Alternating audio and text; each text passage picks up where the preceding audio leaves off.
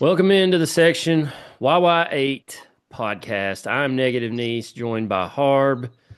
Sad day here on the podcast. The Vols lost, are eliminated from the NCAA tournament. The Lady Vols lost on Saturday, yesterday. They're eliminated from the NCAA tournament. Basketball is over, Harbin.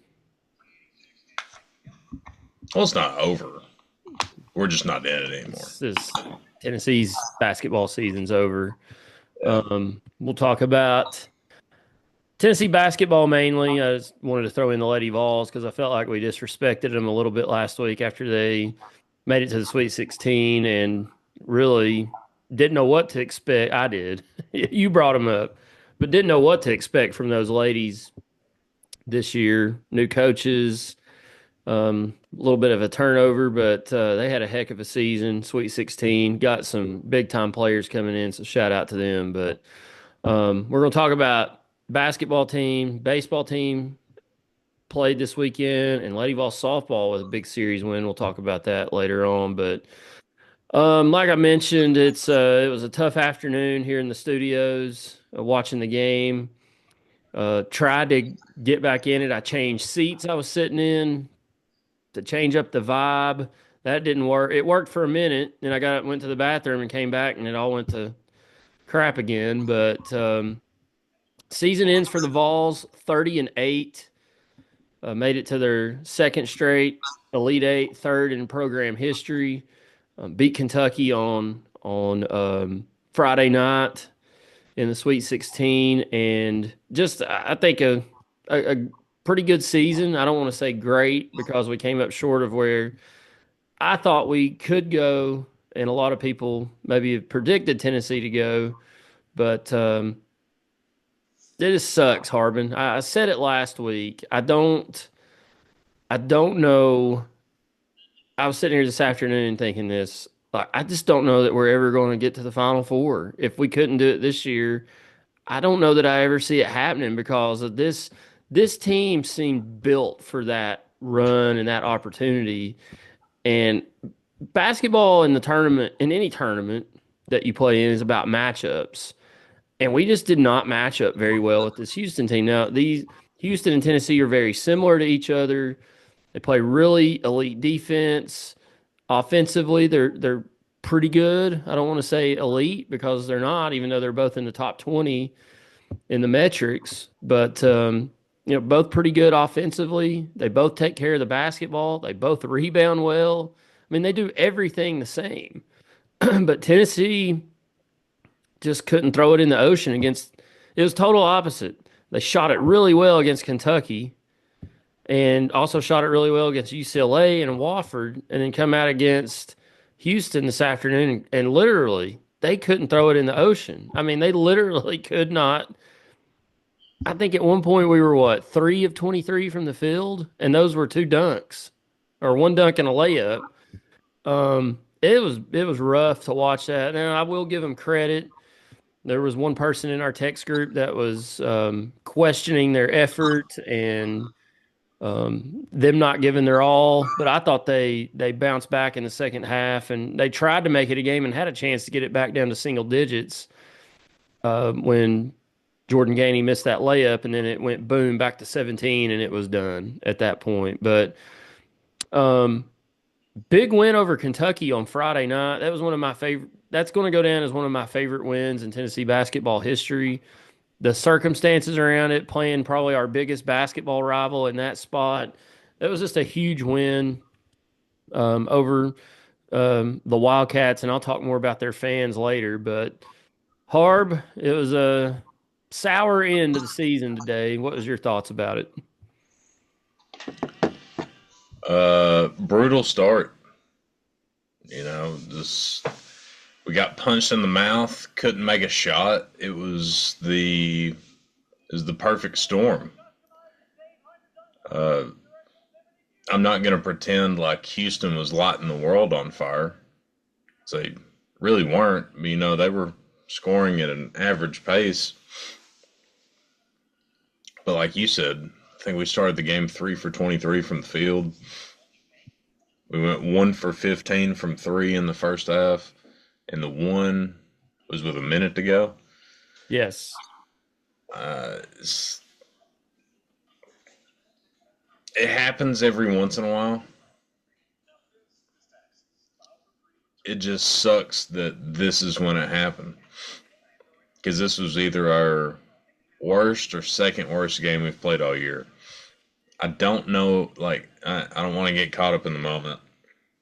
I don't know if this was worse than the game we played in Gainesville back in January, but I mean, it was one of those two. Yeah. And Houston's a great team.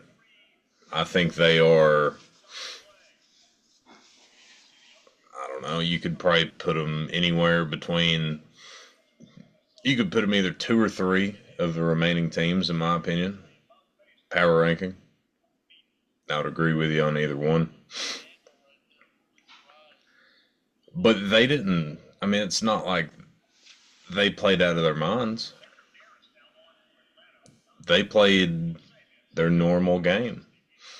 And we may have even slowed them down a little bit on offense. We just couldn't throw it in the ocean. It wasn't because of lack of effort. We couldn't get anything going inside in the first half. And we resorted to shooting jump shots. And every game that we've played this year where we shot a lot of threes, we tended to lose. We only lost 8 games all year. I want to say 5 or 6 of those we shot over 25 threes. Somebody check my math on that. But yeah, it happens. And it sucks that it happened on March 30th. But I did say 2 months ago You did. that the Achilles heel of this team would be a slow start. And we would be having this conversation because, well, hell, I gave us too much credit.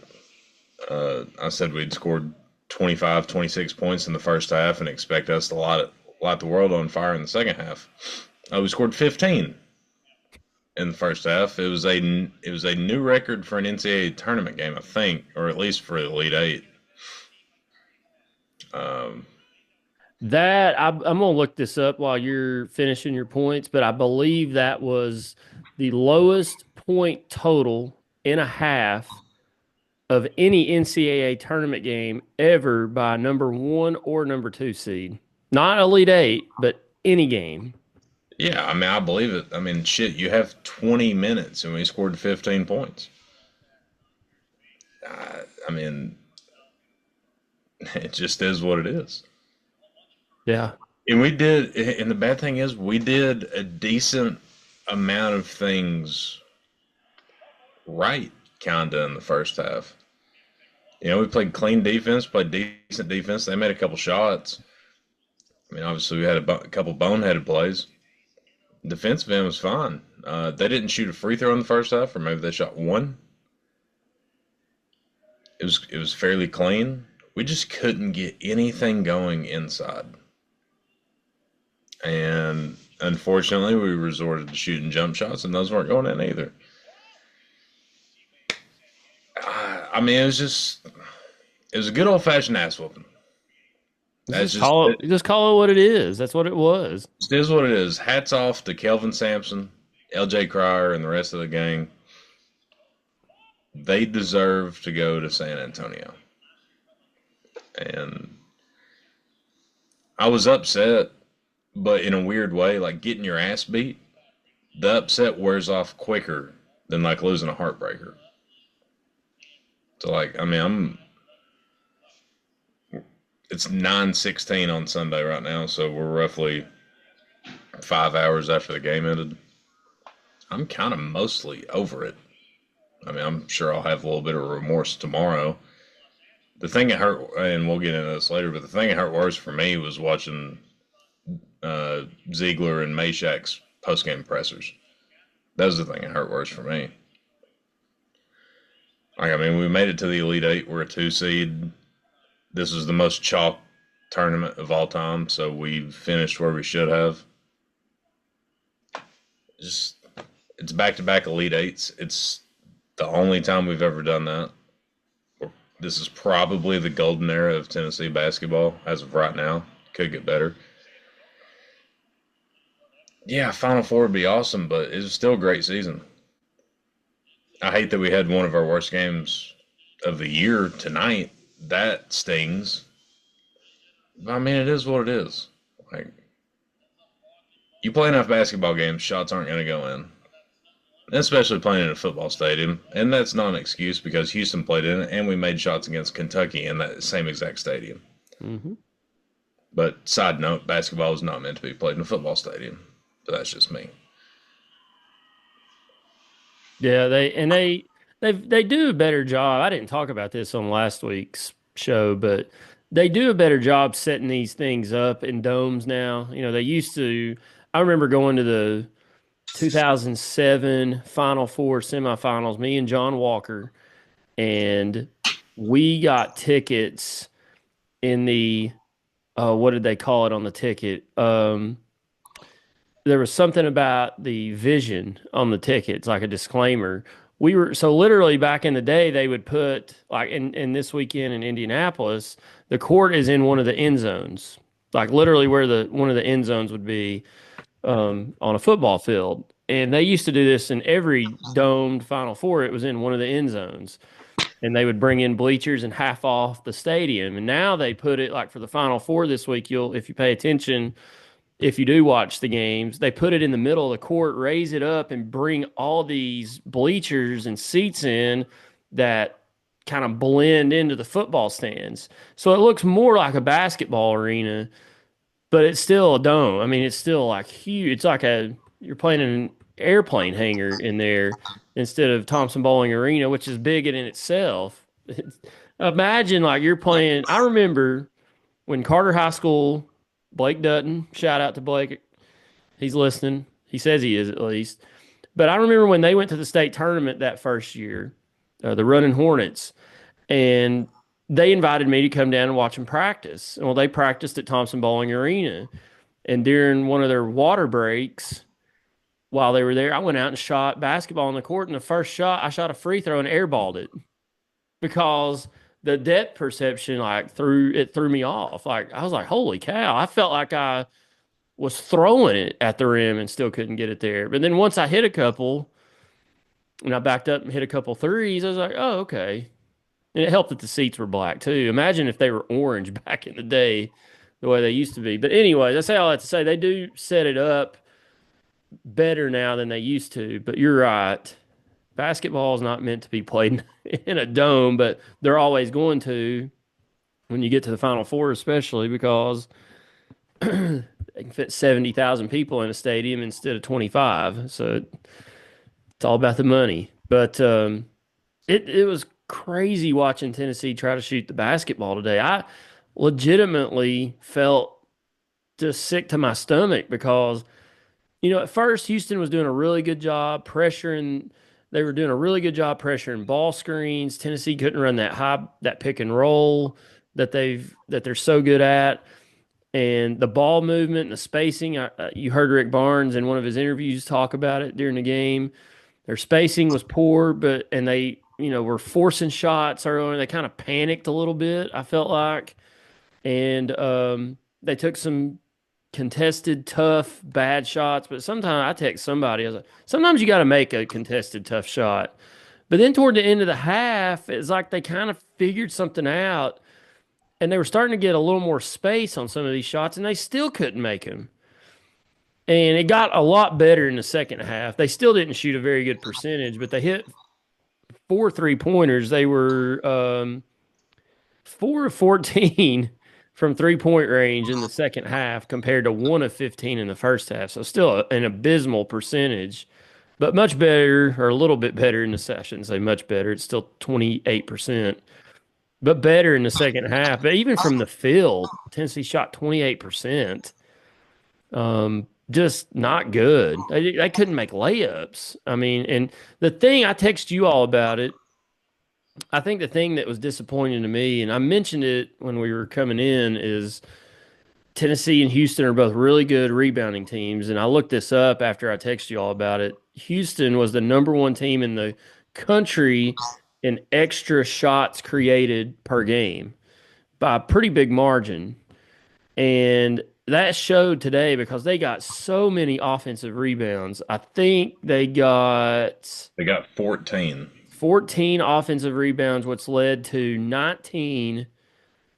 I believe this is right. Yes, 19 second chance points. But if you look at the box score, we got 12 offensive rebounds. We did. We got a lot there in the second half. Which, when you miss as many shots as we did, you damn well better get double-digit offensive Yeah. rebounds, or you're just not trying. But I think that one of the big keys to that game was this.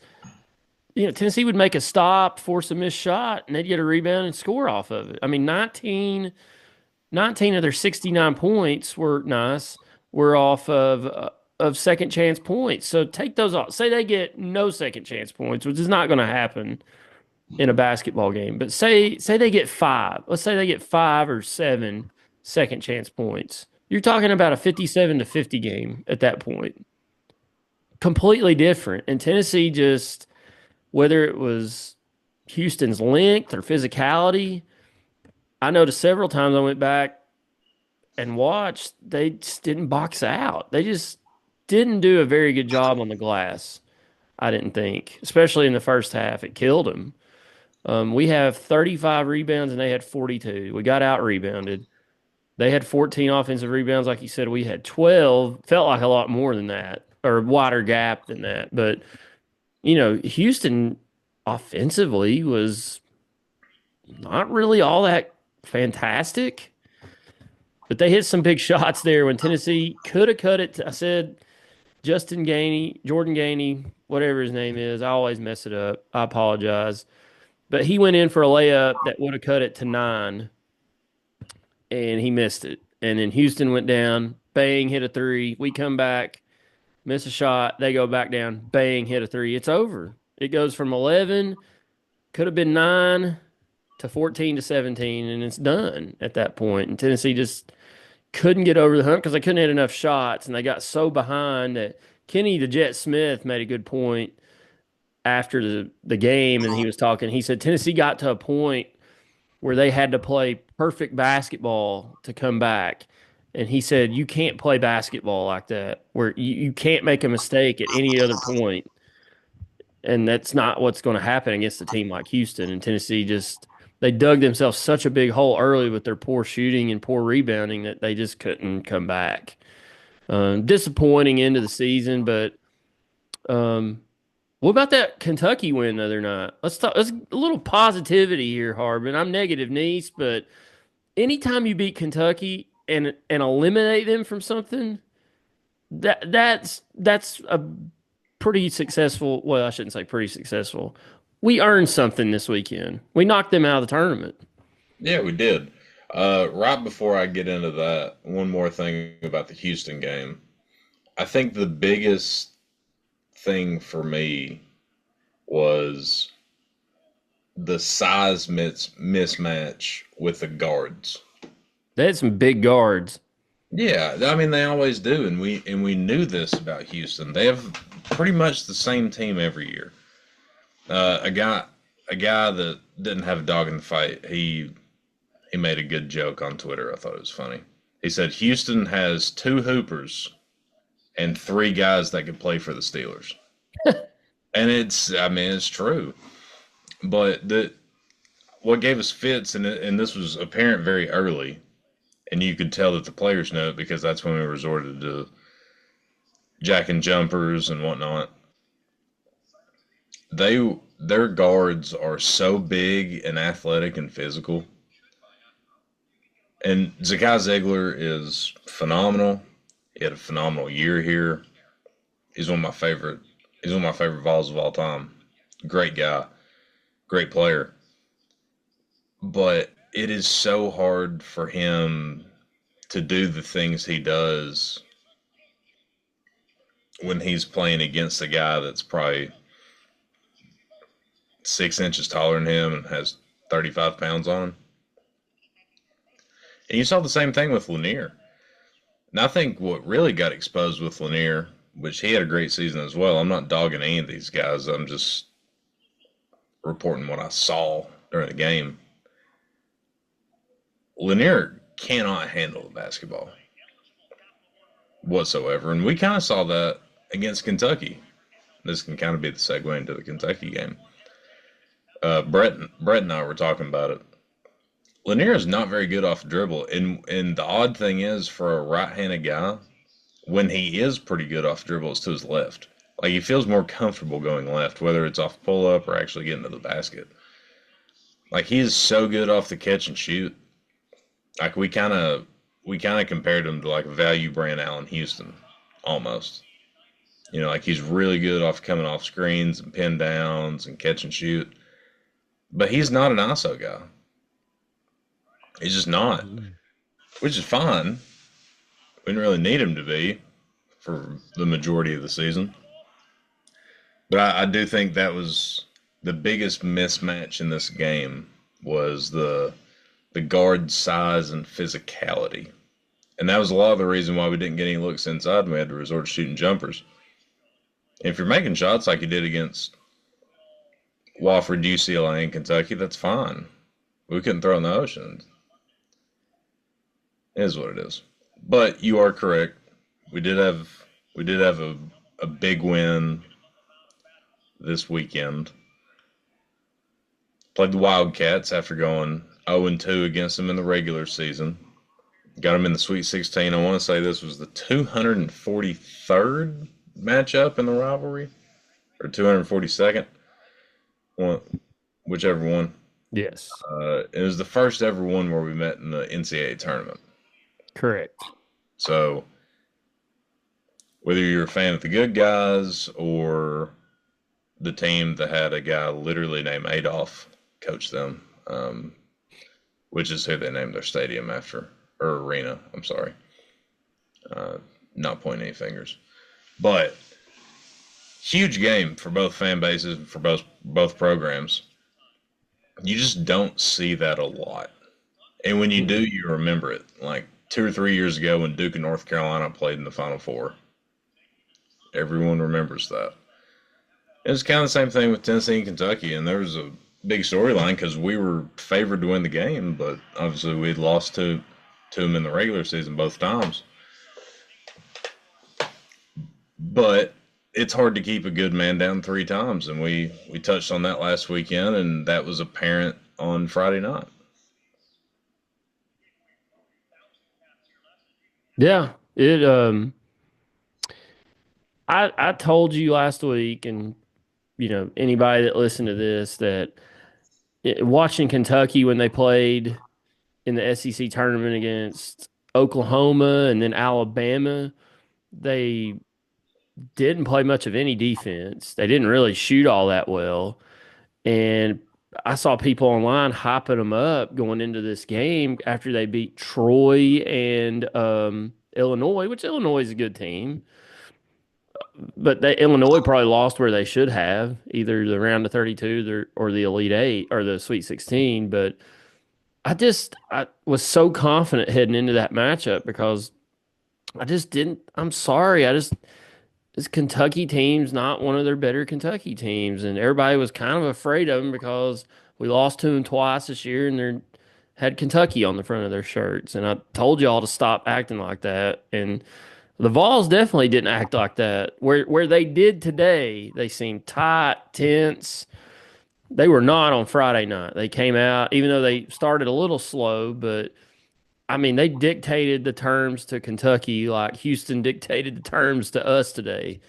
But I grinned and smiled ear to ear all night Friday night after that win. How pathetic, Harbin, are these Kentucky fans right now? I think they have taken more joy today in us losing than they were upset with their own defeat on Friday night. Oh, well, we shouldn't have even been here. This was a makeshift roster that Coach Pope put together. We were lucky to even be here. It was a good season. Wait till he builds it up. That's not what Kentucky is supposed to be about. It's kind of like us in football. Like Kentucky basketball shouldn't settle for just getting to the Sweet 16 and being all right with it.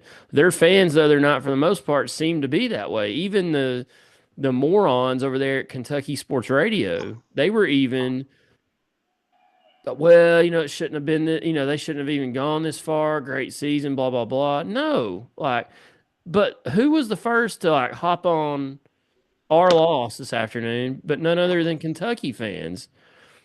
It's pathetic. They are so pathetic, and they are down. They have gotten down so bad in everything. I mean, they literally, yeah, they beat us twice in basketball this year, but not when it mattered. And they literally cannot beat us in anything anymore, except maybe volleyball, maybe women's basketball every now and then. That's it, but not when it matters. They are so pathetic. And I kept tweeting it the other night. Can you imagine? Back to the mines. But now I hope people understand why I say the things I do about Kentucky, because look at them. Look how they acted today. I said it just a second ago. They were more thrilled that Tennessee lost today and took more joy in that than they were upset that they lost and were eliminated from the NCAA tournament the other night, Harbin. They're pathetic people. They're pathetic human beings. It's a sad, sad state of affairs in Lexington and the state of Kentucky right now. I'm not worried about what they have to say. I'm not going to waste oxygen on it. Sure, they got the regular season, but every single one of them in that sorry state would trade the outcome of those 3 games to what we had. Mm-hmm. Every single one of them would. And I'll even give them a little bit of credit. Objectively, I kind of like Mark Pope. I think he's a good dude. We said that last week. Yeah, he's a good coach. They finally have somebody that actually gives a shit about Kentucky as opposed to just being a factory. And when he took over, he literally didn't have a player stay. And what they did this year was great. I give them all the credit in the world for that. But they couldn't beat us in the biggest game of their season. And by the way, they're 0-2 in big games because they had a chance to spank Calipari's ass when he came back to Lexington. And what happened? Didn't do it.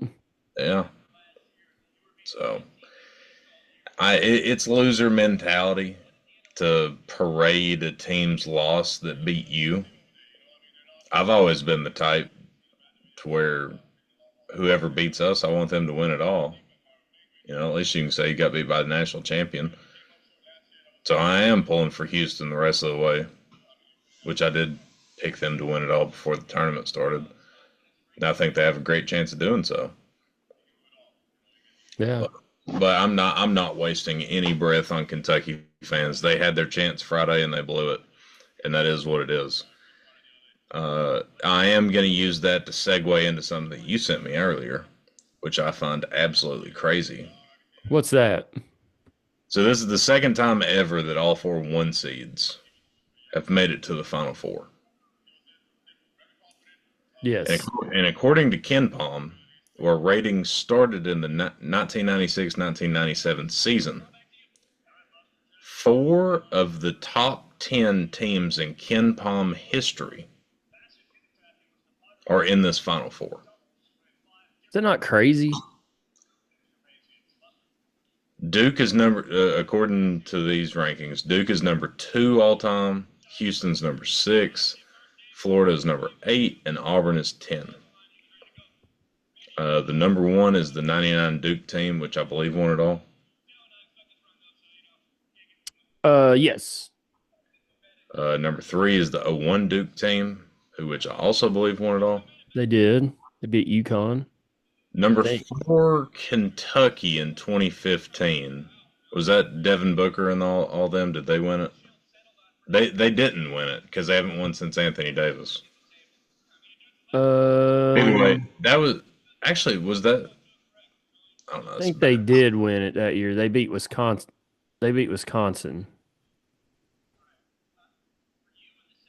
I'm trying to look right here because Villanova won it in 16.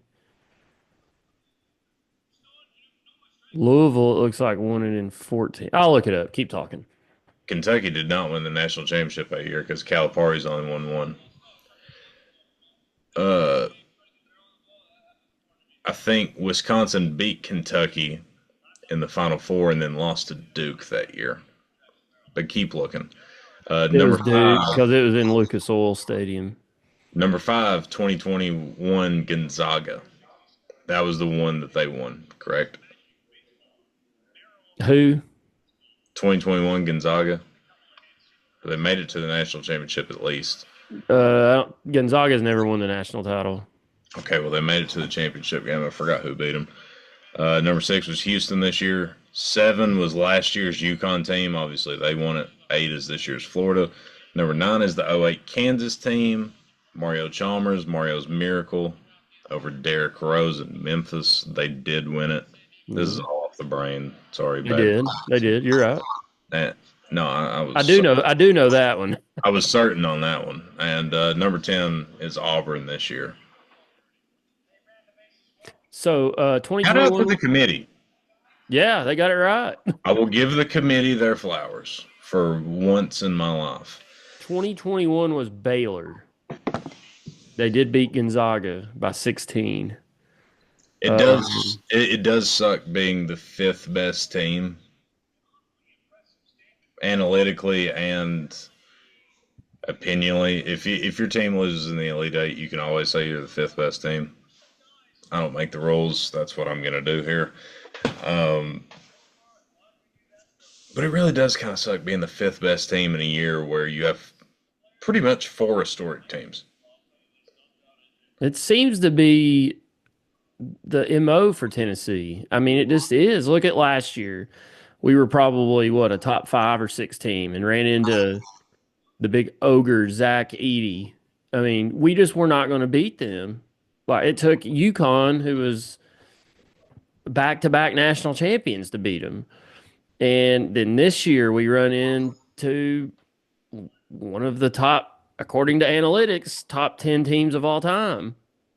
Well, in the last 28 years. Or in the last 28 years. So it's like, when are we going to run into, like, I thought if we play, I watched Auburn, Michigan State today. I thought if we played Michigan State, we probably beat Michigan State because we match up better with them. Alabama, we matched up better with them. We probably beat them. Florida, who did they play? Texas Tech. Texas Tech. We probably match up better with Texas Tech if we played them. But we were a 2 seed, so we're never going to play them. And we had to play Houston. And I told somebody the other day, like, when you get to this point, everybody's pretty good. So you're going to play somebody tough. But it is crazy. I'm looking at Ken Palm this year's rating. So you listed those teams. So number 10 on this list is Auburn, and their rating is plus 35.2. Tennessee's rating this year, and again, they're rated 5th in Ken Palm. Their rating right now is plus 30.85. There's a 5-point gap from Tennessee to Auburn, who is number 4. There's a 6-point gap to Florida, who's number 3. Also a 6-point gap, or a little under 6 to Florida, a little under 6 to Houston, who's number 2. There's a little under 9-point gap between Tennessee and Duke, according to Ken Palm Analytics. So, yeah, I text somebody this afternoon. Tennessee is probably the 5th best team in the country, which is great, but it sucks because let's look at last year. Last year, Tennessee, if they had this rating this year, they would have been number 3, which was Purdue. I mean, you just can't make it up at this point. It's something every year when we get in this position. We either run into some red hot Cinderella with a great story, or we run into some historic player or historically good team. It's like nothing in basketball, for the most part, ever falls Tennessee's way. I kept getting reminded that, well, we won in Omaha this last summer. And I'm like, I'm not talking about baseball. I'm talking about basketball specifically. Yeah, our athletic department is in fantastic shape right now. We're winning a lot, but I want to go to the Final Four. And it's all one of the things I've only ever wanted to see is Tennessee take the court in a Final Four game. And it didn't happen again this year, and it stinks. It absolutely sucks. And I went at, after the Illinois game this year, that's when I started saying Tennessee was a national title contender. And I thought they were. And you could say they were as a top five team. They lost in the Elite Eight to one of the top four teams. So you could say they were a national title contender because they were right there in the mix for it. They just lost two games too early. Um, but I really thought this team had what it took to do that. I think they were, missing JP Estrella hurt because that was another big man you could throw down low. Um, and the short bench didn't help, but I don't think that really affected them all that much. Because even with the short bench, they didn't sub a whole lot. But it just sucks because you're right. It's like you're looking at Tennessee is a really, really, really good basketball team this year, but they're just a tick behind these top four teams. And we'll talk about, where does Tennessee go from here? Because there's going to be a lot of turnover from this team. You lose seven seniors. You lose Darlin Stone Dubar, Chaz Lanier, Zakai Ziegler, Jemai Mashak, Igor Milicic, and there's a lot of roster changes coming to this team, and I don't know what next year will look like. I have faith in this coaching staff and this program to turn it over and let's do it again. Now, will they be a number one or a two seed next year? It's hard to tell because you don't know the roster. Now I left out Jordan Gainey again. He was on that list of people leaving, but I mean it's hard to say. I mean it's this conference is ultra competitive now, and it's tough up top. Like Rick Barnes has got a lot of work to do this offseason. He's coming back. He said it the other day that God hasn't told him it's time to retire, and he's not going to until he hears that. So he's back, and he's got to hit the portal. He's got to get some guards in here and maybe go look for another post player to help out Okpara. And I love Phillips to death, but he can't bang down low with the big guys. He's just not big enough. He's more of a three or a four, where Okpara and Estrella could be your five. But I think they need one more to complement those three. So we'll see. But it's big off season for Tennessee basketball. I definitely think people might laugh at this. Tennessee's a top 10 basketball program now under Rick Barnes. And they've got the facilities, they've got the fan base, they've got the money, and they've got the name recognition. They got the AAD behind them too. And it's just going out and find the right players for your system and make sure they fit and get them in here, and let's start it again. Yeah, yeah, definitely got a lot of work to do. You're 1,000,000% gonna have a brand new backcourt. I think court is fairly stable. You got Okpara, you got Cade Phillips, and hopefully Estrella doesn't have any setbacks. You're gonna have those three. Outside of that, and then you'll have Boswell if he doesn't decide to go anywhere else. Outside of that, gonna be a lot of new faces. Probably gonna be some young guys too, because we have a decent little recruiting class coming in too. Yeah, got I'll look that up here in a second, but yeah, I got a couple kids coming in. And before we get on to that, I wanted to read one more stat that I found. We were talking about the fewest points in a half earlier, so I found it while you were talking. The 15 points Tennessee scored in the first half were the fewest a team has ever scored in a half in the Elite Eight, and the fewest a team seeded number one or number two in the NCAA men's tournament had ever scored in a single half of postseason basketball. It's also the second fewest points in a first half during March Madness this year, where number 5 Clemson scored 13 points in its first round loss to McNeese. The shot clock era record for fewest points in a half was set in 2001 by Wake Forest and tied in 2008 by Kent State. Both of those teams scored 10. So we weren't the worst of all time, but we were the worst number 1 or 2 seed all time in scoring, Harbin. Not good. Yeah, it's brutal. But What do you think that it was it Houston's defense or was it just one of those days for Tennessee? it's a combo for sure. I would probably lean more towards one of those days because the first three games of the tournament we shot it well from outside. But also in those three games, we were able to touch the paint. I'm not going to say whenever we wanted to, but a good amount. And we're so used to being able to do that and being the aggressor on the defensive end. Just point blank, this team's not really used to getting punched in the mouth.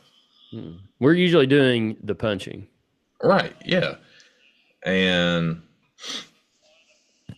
everybody's got a game plan until you get your nose broke. And then game plan goes out the window. And that's a cliche, but that's what happened. And when you know that you can't get within 8 feet of the basket, and if you do, that shit is getting volleyball swatted to Fort Wayne. Yeah, when you pull up for a jumper, it's gonna feel a little bit different. It's, so I do give Houston a lot of credit. Kelvin Sampson. Kelvin Sampson's a great coach. He's kind of gotten done dirty a little bit in his career, but people, whether it be self-inflicted or what have you, people forget how good of a coach he is. And ever since he's been at Houston, they are so athletic. They're normally huge, play great defense. They're going to beat the hell out of you. And that's pretty much what happened today. And they're going to make you shoot over the top. And unless you have a stellar shooting night, it's going to be a long day for you. That's what happened. So I give equal credits to it being a bad day and Houston's defense. But Houston's good. I They're mean, good. I mean, I, they're I watched that Houston Purdue game, and when I was watching it, I said to Brett, I was like, man, I like our chances against both these teams. And I was wrong. Hand up. It is what it is. Yeah, we just had they're just bigger than us, and they're a little bit better than us. so coming in next year, Tennessee has two players signed to come in, a shooting guard, Amari Evans, 4-star out of the Overtime Elite in Atlanta, Georgia. And then Dwayne Brown, a 4-star center, 6'8", 255 out of Hoover, Alabama. Hoover High, looks like, Harbin. And then just got the other day a hard commit from 3-star point guard Troy Henderson out of Richmond, Virginia, 6'1", 180. He was committed to somewhere, I can't remember where, and backed off due to a coaching change, I believe. It was Fordham. Backed off due to a coaching change. He had off. Obviously, he had an offer from Fordham because he went there, but he had a lot of. I was looking at his profile the other day. A lot of mid-major offers, like your St. Mary. I think he had an offer from St. Mary's, who's a good mid-major. St. Mary's, like UTC, some of those schools like that. So no real like high-level D1 offers, but what I read about him is one guy, recruiting analyst, listed him as whoever gets this guy is getting a quote dog. And that's what Rick Barnes seems to go for a lot. I don't know if this guy's like Sakai Ziegler, but um, Barnes finds some diamonds in the rough every now and then. But there's a lot of changes to this roster coming. I mentioned the guys that we're losing. I hope Bishop Boswell comes back. He didn't get to play a whole lot this year, so we don't really know what he's like, but he was a 4-star in that class last year that came in. I hope he sticks around, but you just never know anymore in college sports because he didn't play much at all. and he got a cup of coffee every now and then, but does he stick around or does he move on?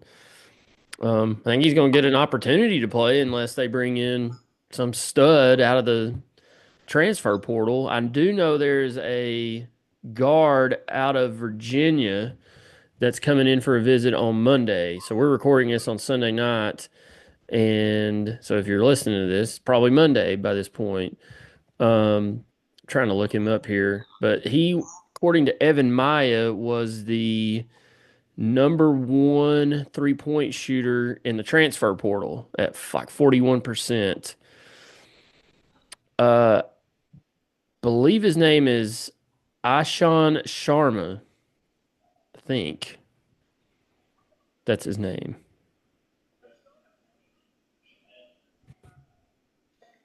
But yeah, it's Tennessee's already recruiting for next year. Sorry, I'm completely whiffed on that. It was not Ashan Sharma. Isaac McNeely to visit Tennessee as a Virginia transfer guard. He was the ACC's best 3-point shooter, knocking down 42.1% with 101 made 3-pointers.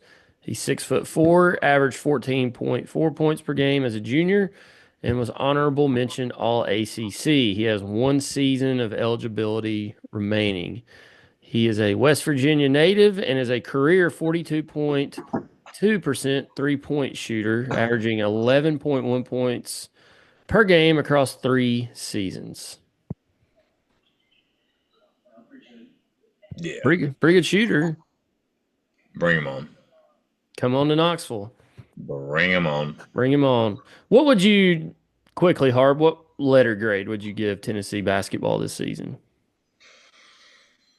I know you said if we lost to Kentucky, you couldn't give us anything above.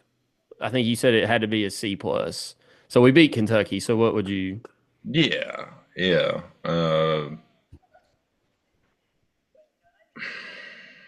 I'm somewhere between a B plus and an A minus, which both of those may be a hard grade because I'll list the pros. You win 30 games. You go to the third Elite Eight in school history, back-to-back Elite Eights. You reach number 1 in the rankings, and you were consistently around the top of one of the hardest conferences ever. And you knock out your rival in the Sweet 16. The cons, sure, you have all of those, but you don't have a regular season title to show for it. You don't have an SEC tournament title to show for it. And just when it thought we were clicking, you lay an egg and get beat by 20 in the Elite Eight. Short term right there. But yeah, I'm somewhere between a B plus and A minus. I'm probably leaning A minus just because on paper it's a top 3 season we've ever had. But it really don't feel like that. It just don't, It's like that 2019 team with Schofield and Williams and Bone and Bowden and all them. They were number 1 for a little bit or for several weeks, but didn't they all they did was add a date to the Sweet 16 banner in Thompson Bowling Arena. They didn't win the SEC regular season. They finished 3rd. They didn't win the SEC tournament, lost to Auburn in the championship game, and lost to Purdue in the Sweet 16. They literally won nothing except a bunch of basketball games. Still means it's still a great season, but it just leaves a bitter taste in your mouth. That season's different because that Sweet 16 game came down to officiating. And everyone remembers it. This year, you got dog walked for 40 minutes. I mean, 3 minutes into the game, everybody looked at each other and was like, oh boy, I need to figure something out quick. And should one game define your season? No, it shouldn't. But it kind of does. Like we ran into a team that was a bad matchup for us, and we kind of laid an egg. And it wasn't because of effort. I'm not saying that whatsoever. It was on execution. But still, it was a very good season, and we are in the golden era of Tennessee basketball.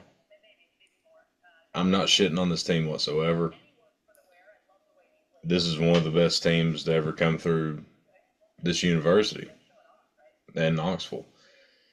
Um, but you can still critique it.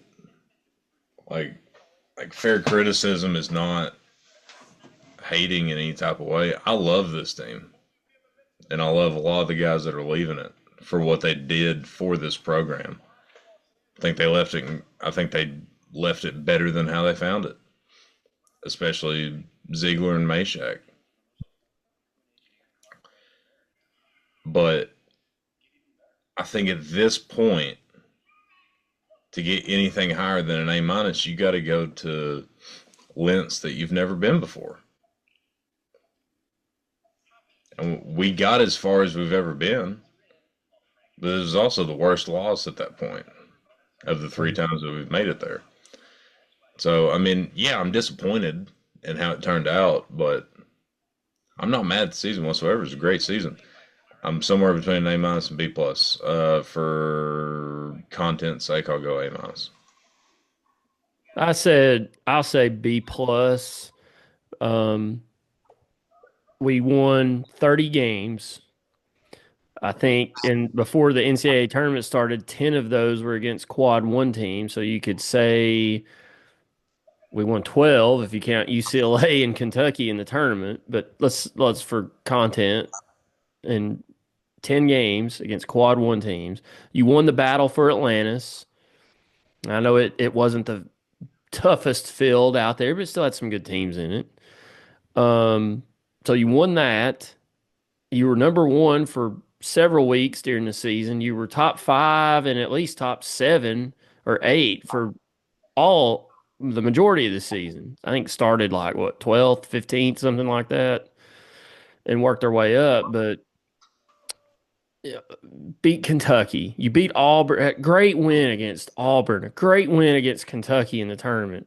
Big wins during the season against Alabama and Florida, and just it's some really, really, really good wins. Like in any other season, Tennessee would probably a number one seed and probably one of the favorites to win the tournament, but not this year because of how it played out. But I give it a B plus because they didn't bring anything back except a battle for Atlantis trophy and a date for the Sweet 16 banner and a date for the Elite 8 banner, which is great. I don't want to make it sound like I'm not happy about that because Tennessee's gone to back-to-back Elite 8s. Like younger niece couldn't have fathomed that. I would have been overjoyed.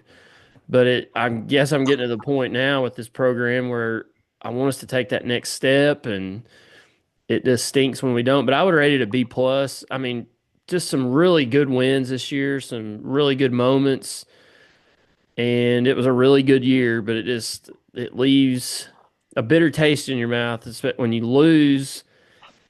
I kind of hope Houston goes on and wins the title. It'll make me feel a little bit better if they do. Is this basketball team, here's a better way of asking it. How comparable is this year's basketball team to the 2001 football team? That's a really good question. Because on paper, neither one of them brought anything home.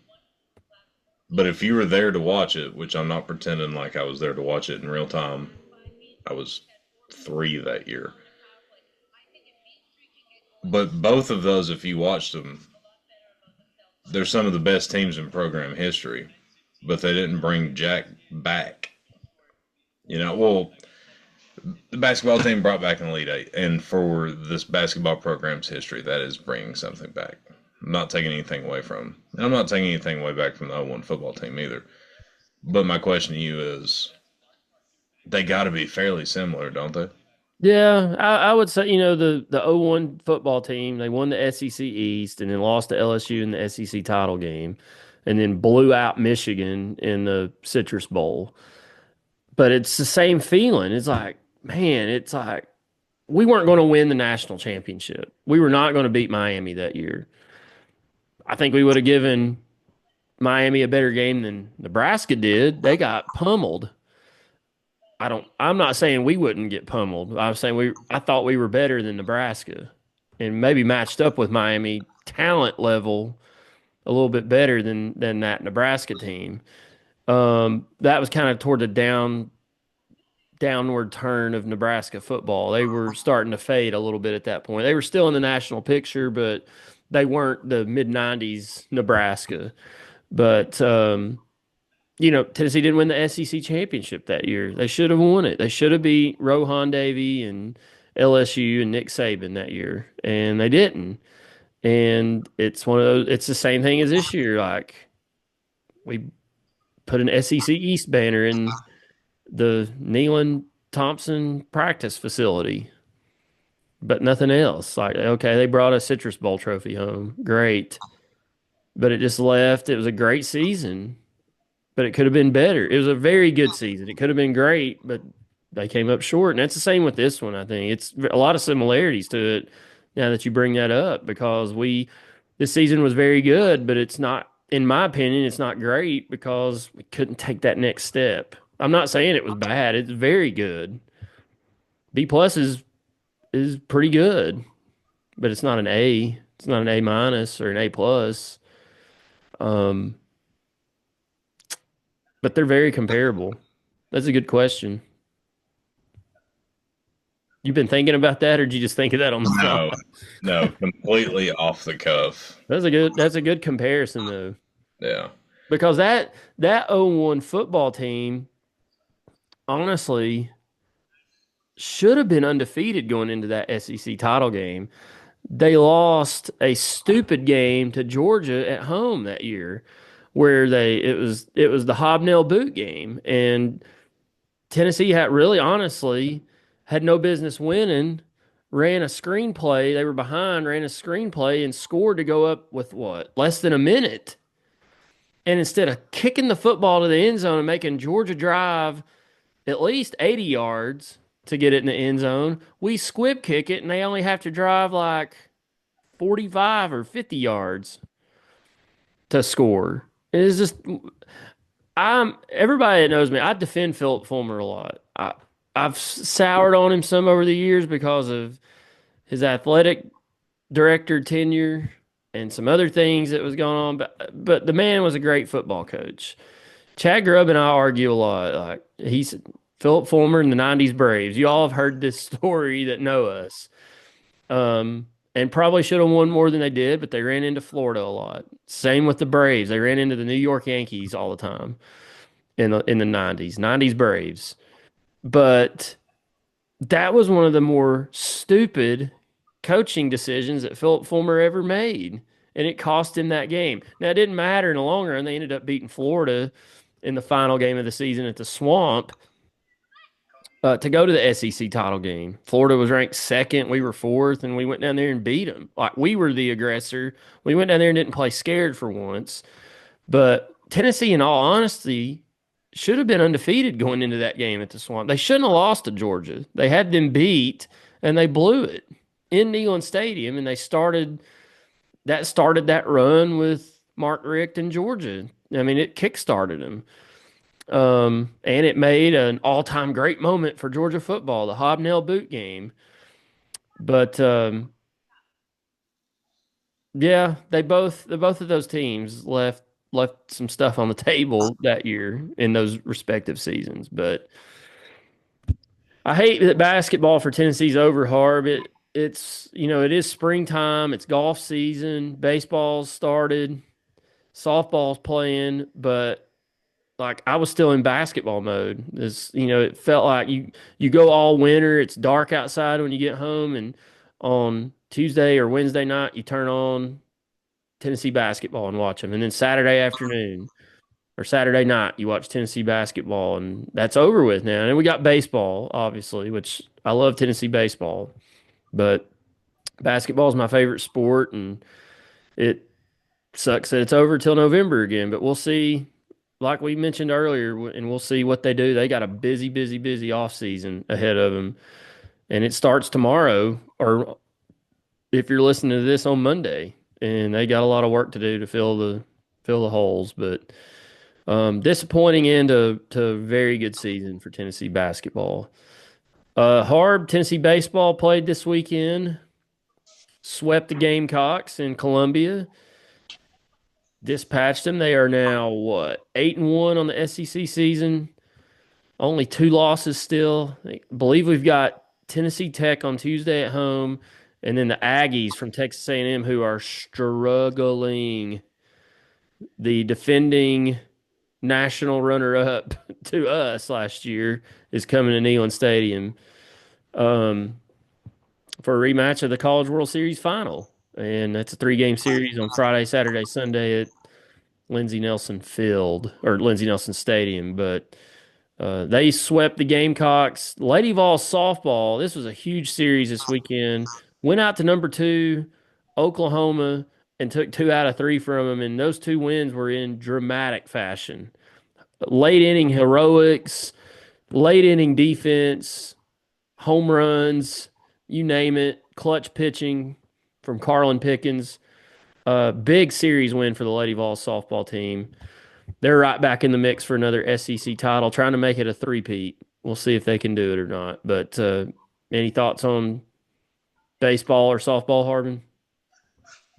Yeah, baseball.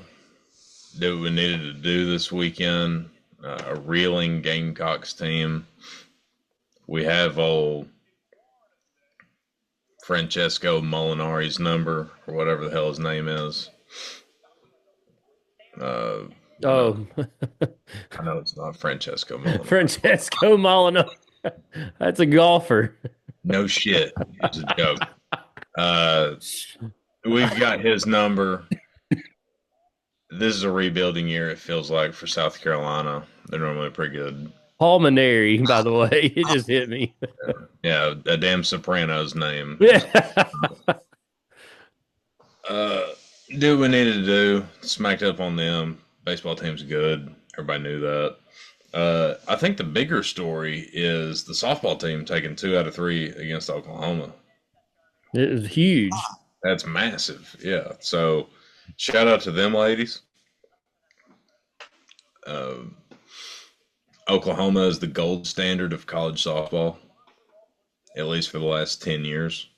Maybe all time. Not 100% sure. I think so, though. They're right up there. And I knew they won it all last year, right? Yes, believe so. Yeah, and it was one of the best teams of all time, if I remember hearing that. They're still good, but Tennessee's still good. Tennessee was good last year. We kind of shit the bed in the super regionals against Alabama last Mm-hmm. year. Should have been in the Women's College World Series. Use that as fuel. Get back there this year. You already got a huge conference series win this weekend. Build on it. Go with it. Tennessee came into this week. The Lady Vols did rank 10th. They were 26-6. Let's see these. Oh, that's way off date. I apologize. Those rankings are really old. That was from like 2 weeks ago. I don't know why that was showing up as. Well, anyways, we were. How can I not find this, Harbin? This is ridiculous. This is terrible radio. It's like last week. Terrible radio or podcasting, whatever you want to call it. And Tennessee's top 10. Forget it. I can't find it. Tennessee's top 10. It was a big series win for the SEC race, but in the national picture, it was. Tennessee was number 10. I just see it here. So big top 10 matchup, and Tennessee went out to Norman in hostile territory and got it done. So keep an eye on those ladies. As long as Karen Weekly's here, they're going to be a contender on the SEC and national stage, which they are this year. So even though basketball's over, we got a lot to look forward to this spring, Harbin, with the baseball and the softball team. They're going to keep us entertained, hopefully for a couple more months. Get into June, see how far those men and women can keep us engaged before football starts this fall. But do you have a hater and loser this week, Harbin?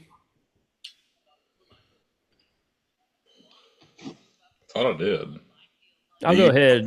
I'll go Yeah, ahead while if you're you have one, go for it. yeah, I'll go ahead while you're gathering your thoughts. So I posted this the other day, and many of you probably know by now that we have been suspended from Spotify.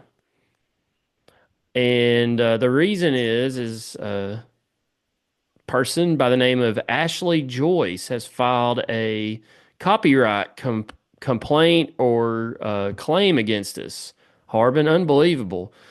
Um, in the very first episode that ever aired, and I need to post this on YouTube so everybody can hear it because a lot of people that are probably listening to this have never heard this because back then it just wasn't reaching.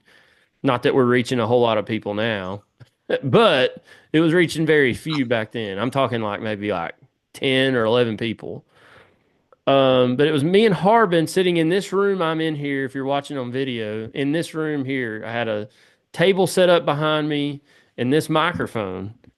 And Gavin's sitting on the other side of me, and I'm here. And this microphone, you can't see it, but the speaker or the receiver's only on this side. So if you're sitting on the opposite side of me, it's only picking up what sound comes across the microphone. So it was me and Gavin sitting here, and it was right before the South Carolina Tennessee game in 2020, that COVID year. And he and I recorded here, and I introed the episode with Sandstorm because Tennessee was playing South Carolina, and that's their song. And the episode title is called Sandstorm Warning. So she flagged that one, and then she flagged one from this past summer after Trump got shot at.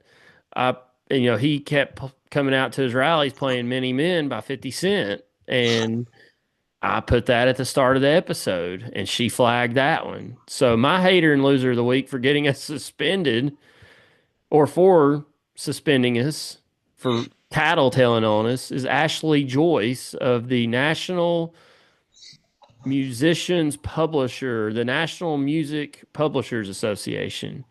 I mean, Ashley, if you're listening to this, in the words of Matt Waters, babe, do you not have anything better to do than pick on a podcast who averages about 120 viewers slash listeners a week? Seriously?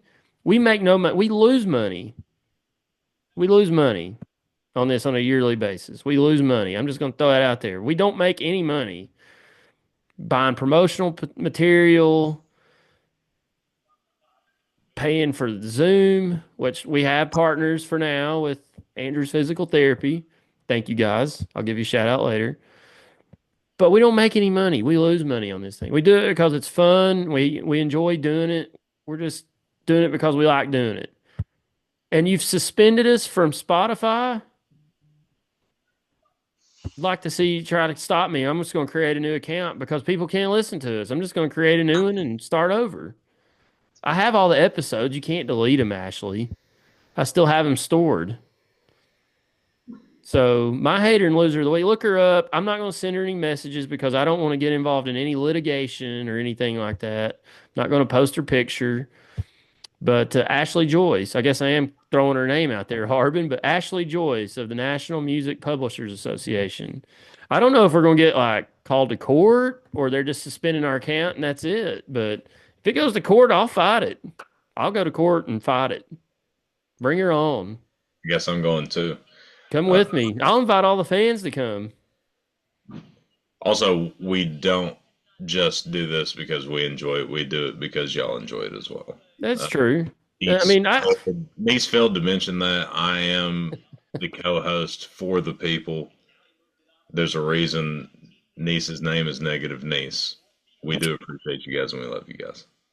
yeah, and and the reason I bring that up is I had a handful of people text me last week like, no show, and I said, no. Harb and I are recording on Wednesday, and then we recorded on Wednesday, and I can't even log into Spotify to listen to music right now.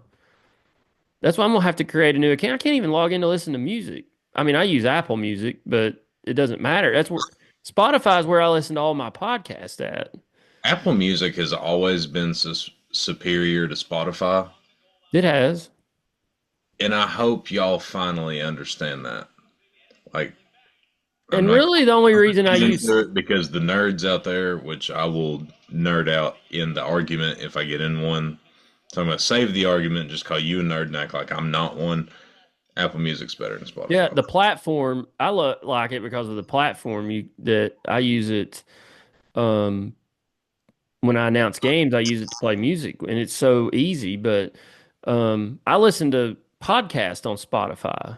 I have all the podcasts I listen to on there. Now I'm gonna have to go in and create a new account to find those. I guess I can just do it on Apple Music. But the reason I use Spotify is because you can host our podcast there for free. It's a free podcast hosting. It started on Anchor.fm, and Spotify purchased Anchor.fm. So we got merged into Spotify, but we're going to work on it. I am actively working on it to try to get back because there are people that listen to this in their truck driving or on the job site or whatever that can't listen to it or watch it on YouTube. We have a lot more viewers on YouTube than we do listeners on Spotify, but I also want to put the audio version out there because if you travel for business or you got a long commute to work every day and you can listen to us when you're doing that, and it's kind of hard to on YouTube, or if you're sitting at your computer, you can watch us, or at home. But who's sitting around at night watching podcasts on YouTube?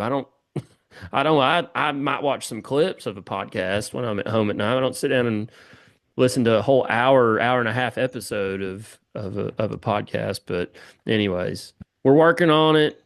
Apologies. I'm sorry, Ashley, if you're listening. I won't ever play copyrighted music again. And I hope your fingernails all right, Harbin. Yeah, I cut myself cutting fruit at work a couple weeks ago. Hmm. It's I hope kind you of get better. I yeah, hope you get better there. yeah. I'm checking it out, Gotcha. but Who's your hater and loser? You got one? yes, I do. Okay. And this is it's come after a lot of reflection. Um, my hater and loser this week is myself. Really? I don't think we've ever nominated ourselves as hater and loser of the week. Well, I have always tried to be as humble as I can. I like to give opinions every once in a while. And I may cut a joke, but I'm always going to give you the truth. And this week, I am your hater and loser. And why is that? What have you done? Well, in the Section YY bracket poll on the CBS Sports app, we had 51 brackets completed. After the Elite Eight, I am currently tied for 49th. Ooh, I need to look. I haven't looked at him this weekend.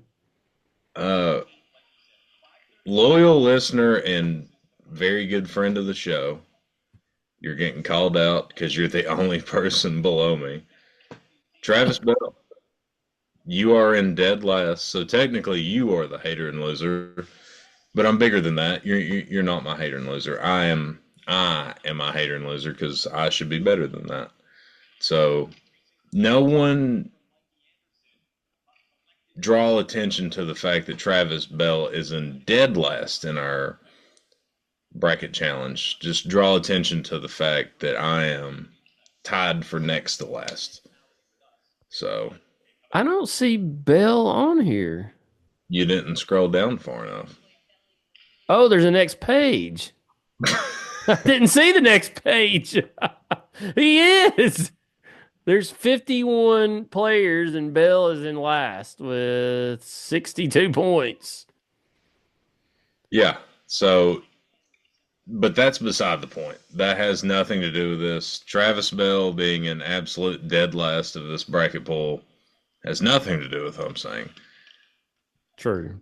We are drawing attention to the fact that I'm in second to last, only ahead of Travis Bell. This tournament was chalk. I went not chalk. Just is what it is. I lost 2 of my final 4 on the first day of the round of 32. Not how you draw it up. Rick Pitino couldn't beat Jonas Adu. Not my fault. That's Rick Pitino's fault.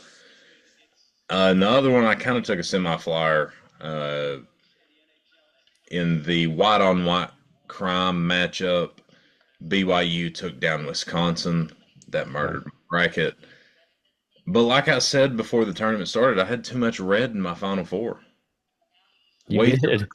way too much red. It was way too monotone. I knew I was in trouble. I got Houston correct, who's my eventual national champion. We'll see how that works out. So go ahead and put all of your money on Duke on Saturday. And I had Auburn. I viewed I guess it was the West region. Is that the one Florida came out of? I viewed that region Yes. as the region of terror. It just wasn't. Just never was. Texas Tech had to beat Arkansas to get to the Elite Eight. But I'm just letting you know, guys, I will put on my best John Rothstein hat and I will murder analysis for the 2025-2026 season. And I will finish better than next to last in next year's bracket pool because y'all deserve better out of me. And I can't let y'all down 2 years in a row. So that's on me. Hand up. I am a hater and loser of the week. I'm directly in front of Travis Bell. And I will be better next year. So I just looked it up. I was down there with you, but I vaulted up to 24th place now. And there are 1, 2, 3, 4, 5, 6, 7, 8 people in front of me, 9 that picked Duke to win the national title, which is what I did in this bracket. I got I got 3 of the 4 Final Fours. I had Duke versus Tennessee. That didn't happen. So I had Duke, Auburn, and Florida in the Final Four. And I had Tennessee, but they didn't make it in this bracket. So a guy named Ryan Peoples. Do you happen to know Ryan Peoples, Harbin? No, I know Ron Person. I don't know Ron Peoples. So Ryan Peoples, whoever you are, I don't know you either. Ryan Peoples is leading this thing over friend of the show, Thomas Raines, by 1 point. And then there's third place, Jace Bradley. Don't know who that is. And then buddy of mine, Chris Newman, is in fourth with 109 points. And Dr. Eric Neese in fifth place. Now I'll give a shout out to a couple more here before we go. I'm not going to read the whole list. Sixth place, Coach Ballard, Josh Ballard, buddy of mine, old teammate. He's in sixth with 106 points. He picked Duke to win the title. And Kevin Griff in seventh with 104 points. He picked Florida. Eric Neese picked Florida, and Thomas Raines picked the Gators. Now, in my work bracket, I'm in fourth place out of 17, but I picked Houston, and everybody in front of me picked Duke. So if Houston wins the title, or if Houston beats Duke, I think I win the group. If nothing else, I have to look at it a little further. But I was in like 13th place coming in. I was in 13th out of 17th coming into the weekend, and I vaulted up the scoreboard. But so I said in that bracket, I was telling somebody at work there, I said, well, I'm in 13th place, but I still have all 4 Final Four teams out there. And you get a lot of points when you still have teams alive this late and they keep winning. That's where your points come from. But thank you to everybody that entered that. We'll work on a prize, get that to the winner, whoever it may be, whether it's Thomas Rain or Mr. Peoples or whoever. We'll see. Harbin, any closing thoughts before we wrap this up? No, shout out to this basketball team. Shout out to Ziegler and Meshack. They're the 2 4-year guys that are leaving. Also, it feels like Gainey was here longer than he actually was. So shout out to Jordan Gainey as well. Shout out to all of them. All the guys that are not going to be back next year. I'll speak for this podcast and say that we appreciate everything you did for us, for this university, for this program. for East Tennessee in general, the state of Tennessee. Um, it's a fun year, fun year. Hate that it ended the way it did, but it is what it is. And shout out to the ladies. They had a tall ask. You forgot to mention them again. I Uh, did. they had a tall task in beating Texas. They hung around the majority of the game. They went cold at stretches, and that's what ended up killing them. Yeah. They had a stretch in the first quarter where they went, I think, 7 minutes without a field goal. And Damn. then at the end of the game, they went 3 or 4 minutes without a field goal. And what they lose by 6? 6, yes. Yeah. But great, great year for Coach Caldwell and crew. It's only up from here. I respect the hell out of her as a human and a coach. You can just tell good people are good people by the first interaction most of the time. That's Coach Caldwell. Bright future on the hardwood for men's and women's at the University of Tennessee. But now we shift our focus mainly to baseball and softball. So to those young men and women, keep grinding. Let's see how far we can take this thing. And Yeah, for the men, we have a throne to defend. yeah. I'll echo what you said, especially about Meshack and Ziegler and Gainey too. I mean, Igor and Lanier were only here for a year, and I'm not trying to downplay him or minimize him or anything, but Zakai Ziegler and Meshack were kind of the core of this team. We talked about it last week. It's kind of the last of a dying breed. You just don't, with the transfer portal now, you don't see kids sticking around 3 or 4 years that make contributions like these guys. I mean, Zakai Ziegler turned himself into an All American. A lot of people don't realize that. He was named an All American. We had two All Americans on this team this year, Zakai Ziegler and Chaz Lanier. And we've got two of them up for Defensive Player of the Year in Jemai Meshack and Zakai Ziegler. And I think Meshack won SEC Defensive Player of the Year. Ziegler won it last year. So, I mean, a lot of awards and everything on this team, but those two guys epitomize what it means to be a Tennessee Vol. And I know Montana texted us earlier and said he's tired of the vacation Bible school crap. But that's what this program is, and that's what it's always going to be. And it's the INAM or ENOM or however you say it. It's not about me mentality that they've got, and it served them well. I mean, they've won. This is the most success Tennessee's ever had in basketball under Rick Barnes. I mean, it could have been more under Pearl, but he lied and had a barbecue and lied about it and had to leave. And Rick Barnes has had the most sustained success of any coach at Tennessee. He's the greatest coach in Tennessee basketball history, in my opinion. And I think they can do more. I saw Meshack's mom tweeted about how she, loved this place and, was sad to see it end. And reply, I was like, thanks for sharing your son with us for the last 4 years, because that guy, like, he is the guy I love watching play the most because of how he like busts his ass out there on the court defensively, and he's not going to score a bunch of points. He'll hit a three every now and then from the corner, but he does the little things and caused havoc on the defensive end for a lot of players across this conference in the country. And I'm going to miss watching them play in the orange and white. They were fun to watch. They won a bunch of basketball games, and they've brought us a lot of wins over the past 4 and 5 years here at Tennessee. But somebody did tweet this, and I was thinking about it, and it's like part of the journey's the end, and this is the end of that journey, and we got to start looking toward next year. But you're right, baseball and softball is still going to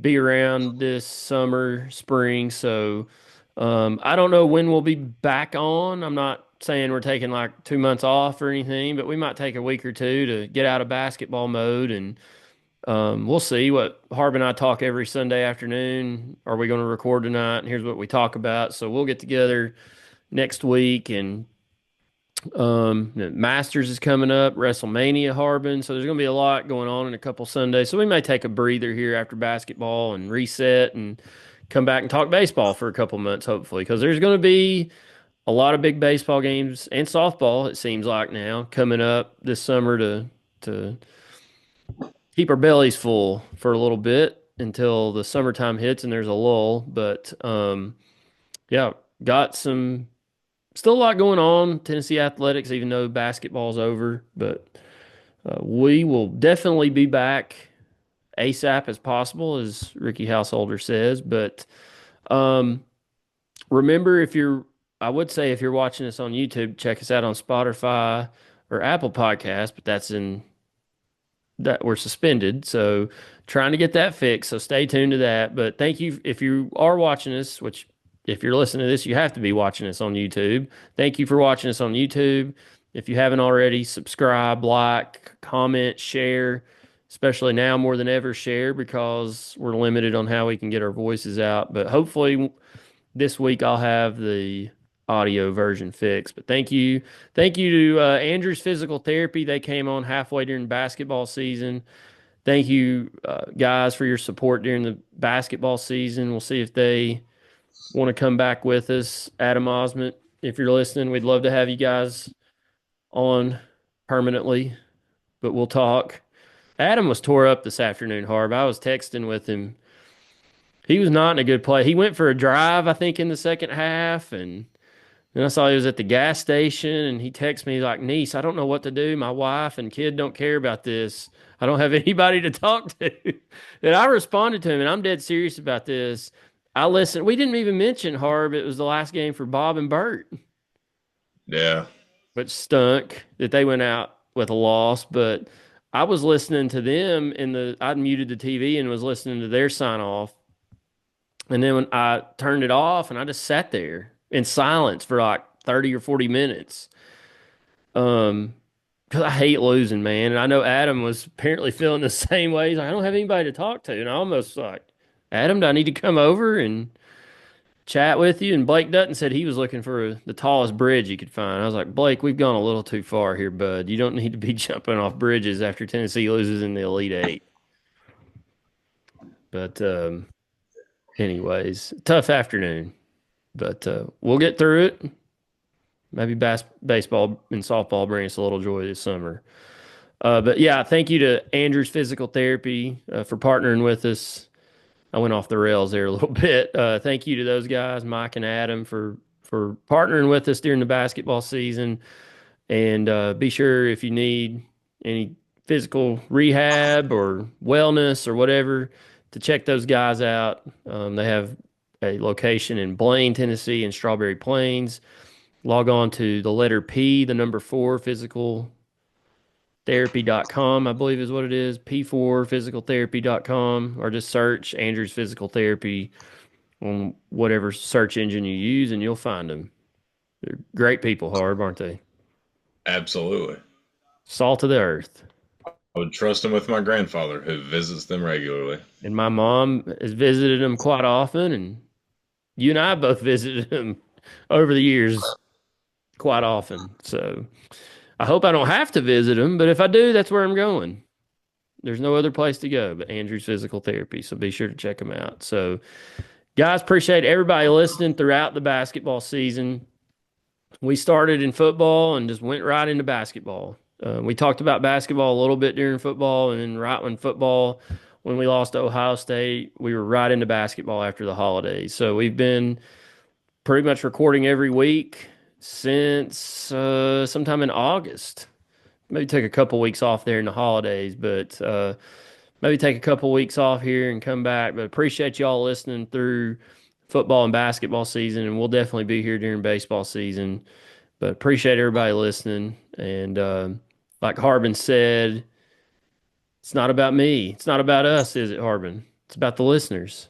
And I failed to mention that in my rage against Ashley Joyce kicking us off the air, which we do enjoy doing it. Don't get me wrong. I obviously wouldn't be doing this if I didn't like doing it. And but we know you all like listening to us. Blake Talley, texted me the other day, like, what is going on, niece? Why haven't you put out an episode? Brandon Watson has messaged me. There's been several messages throughout the week, like, where are y'all at? I'm like, well, we'll be back. We'll get it worked out. So, guys, appreciate it. Go Vols. And we'll catch you next time on the Section YY8 podcast.